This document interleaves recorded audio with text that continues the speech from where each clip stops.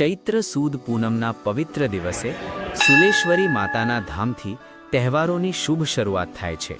આ પાવન અવસરે માતાજીના આશીર્વાદ સાથે સમગ્ર વાતાવરણ ભક્તિ અને આનંદથી ભરાઈ જાય છે। સુલેશ્વરી માતાની પવિત્ર જ્યોતના દર્શન કરવાથી ભક્તિને નવી ઊર્જા મળે છે। માતાજીના ચરણોમાં શીર નમાવતા મનમાં અદ્ભુત શાંતિ અને અખંડ શ્રદ્ધાનો અનુભવ થાય છે। સુલેશ્વરી માતાના મંદિરના આંગણે સુલેશ્વરી માતાજીની પાલખીની ભક્તિભાવથી પૂજા કરવામાં આવે છે।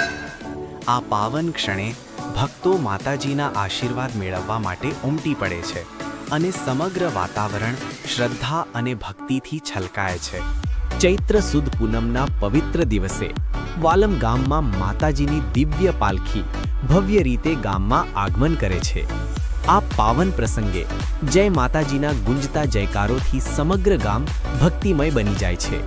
ફૂલોથી સજાવટ કરેલી પાલખી ગામના માર્ગો પર ફરતી જાય છે, પણ વાલમ ગામની એકતા, શ્રદ્ધા અને સંસ્કૃતિનું જીવંત પ્રતીક છે। આ માત્ર એક યાત્રા નથી, પણ વાલમ ગામની એકતા, શ્રદ્ધા અને સંસ્કૃતિનું જીવંત પ્રતીક છે।